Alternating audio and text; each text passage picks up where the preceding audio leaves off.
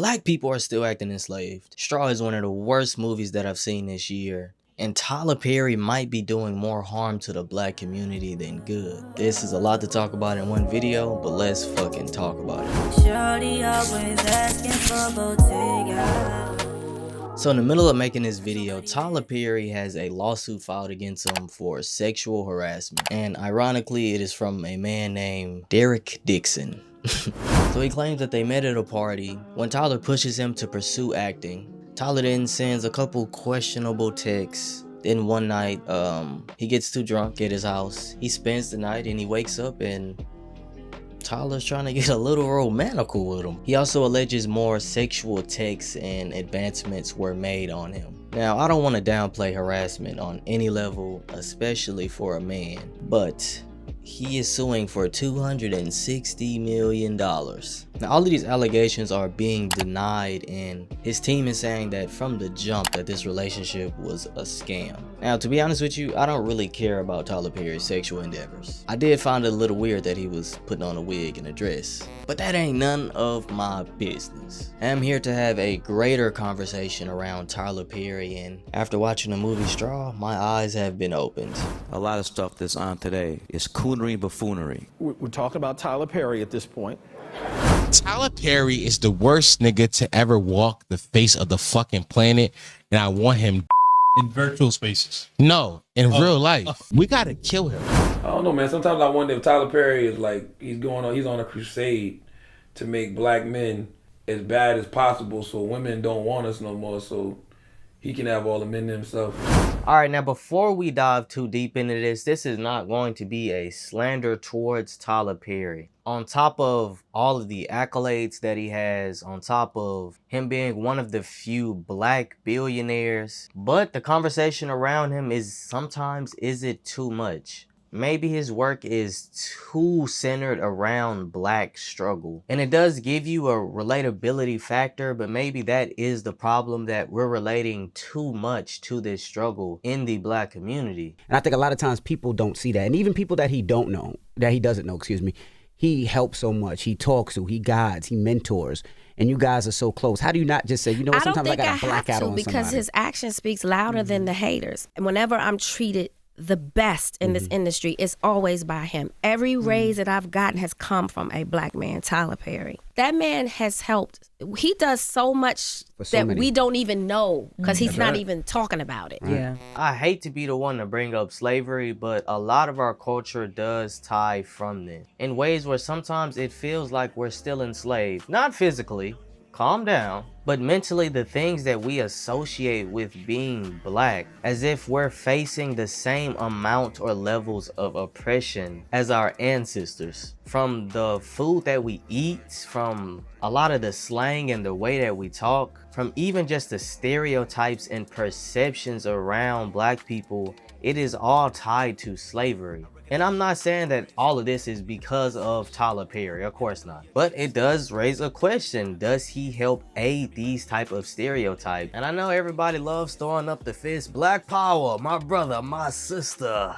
We legit need to change the culture around our community. Because not just as black people, but as people, we all struggle. The problem is that it feels like it has become our identity. We should never forget the people before us who fought for us to be in these type of positions with this type of freedom, for this type of power that we have now. But what good is it to be free if you're still chained to the same ideology? Let me guess, another movie about a struggling black woman that can hardly make ends meet and doing the best she absolutely can to get by. Tyler Perry makes the same movie over and over and over and over again.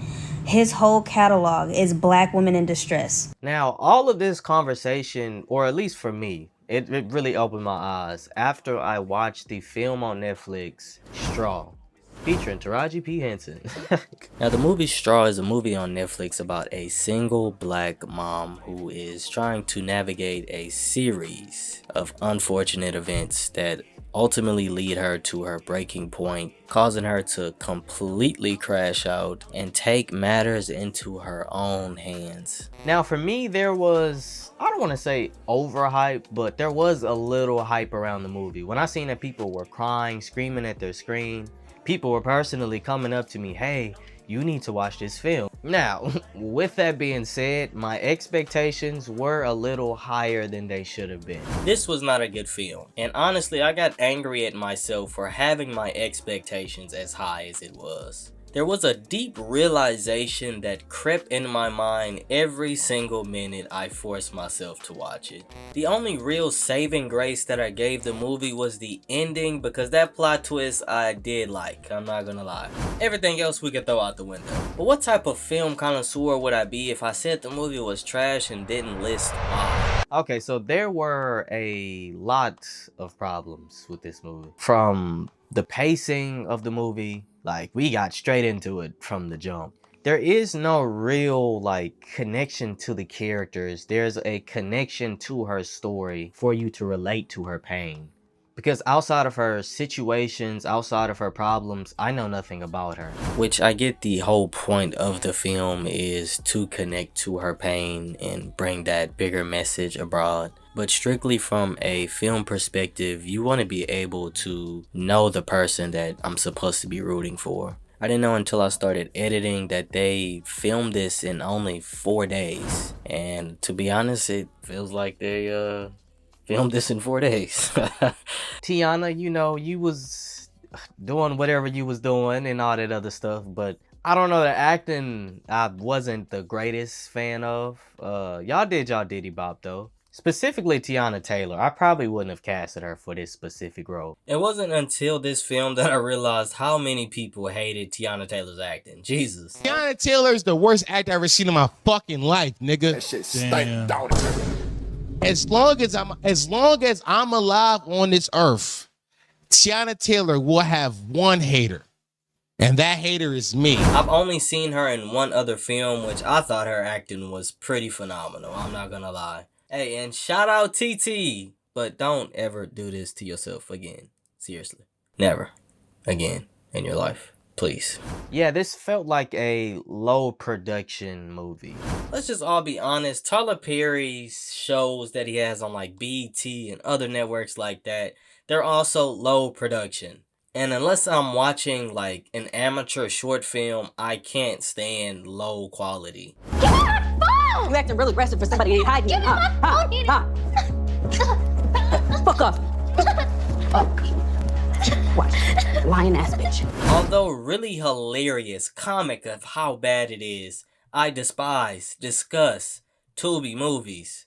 The locations are limited, the camera angles limited, the acting subpar at best. And I definitely don't want to hear, dog, it's on Netflix. What you expect? I expect better. I have seen really good films as Netflix originals. You're a billionaire, my guy.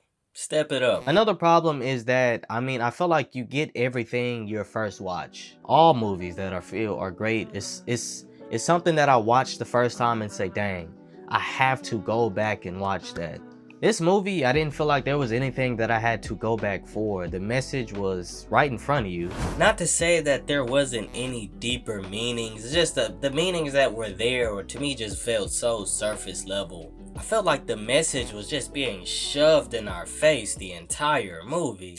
So the overall message of Straw is supposed to be a reality check into the lives and the struggle of single black mother. A simple reminder of how easy it is to judge without knowing somebody's story.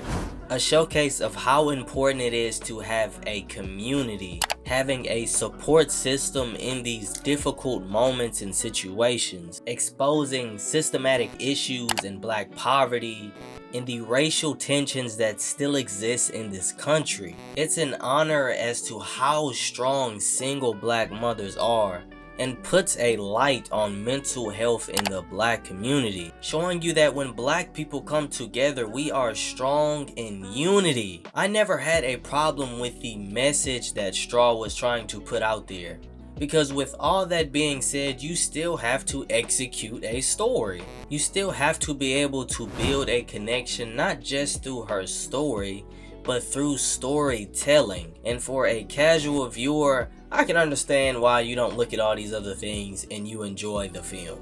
I watched this with my parents and they loved it. They thought it was the best film they've ever seen. And I'm not heartless, I swear. I show empathy. But it doesn't matter how deep a Kendrick Lamar song is if I can't bop my head to it. How I consume something as a viewer should be the director's most important mission. And if we being even more honest, maybe I don't feel as empathetic because, maybe Shorty was moving a little crazy, dog. I know you was having a really bad day. But you weren't always justified. We'll get into that part later, but there's another big issue that I have with this film. Alright, now this brings me to the biggest problem that I had with this film, and it is the portrayal of the characters. Now we have the main, I almost said antagonist, Jesus Christ. Now we have the main character, protagonist, Janiyah. Throughout it, even though Janiyah is doing bad things, she's gaining support from black people because they relate to her struggles. And even while she is robbing the bank, there is a wave, a sea, an ocean of black people protesting, almost about to riot, like, hey, free Janiyah. And eventually later on, even the people inside of the bank, they eventually try to help her. Now, if you could just, I don't know, just take a guess of who you think the antagonist could have possibly been in this movie. Oh, you got it right. Yeah, it's white people. And that is the biggest problem that I have with this film, because the obvious antagonist, the corrupt officer, the one who said he would legally take her life from her, is obviously a bad person. No, I'm not gonna argue with you there. But the FBI agent that comes in, who is saying, hey, this has been going on for 12 hours. We have to end this. He's even seen as a bad guy for trying to do his job. He doesn't make any racist remarks. He doesn't threaten her life. He's saying we have to put an end to this because this has been going on for 12 hours. But he is being opposed and portrayed in a bad light. Also, now that I think about it, I think all of the men were also I realized, just now I realized all of the men were also portrayed as antagonists. Not all of the men, but all of the antagonists, they were all men. From our asshole boss to the corrupt cop to the FBI agent, these are all people who are in power, are men, and are actively the people oppressing and opposing her. And what's even funny is that even all the black people who are opposing her throughout, or just don't fully believe that she is innocent, towards the end all seem to have some type of empathy for her and a complete change of heart. And maybe this is supposed to dictate that, I don't know, white people can't understand our struggle, because the only people that actively try to help her out in this situation or understand her story are only brothers and sisters. Or possibly it's a sign that black people should be the ones more invested in these types of stories.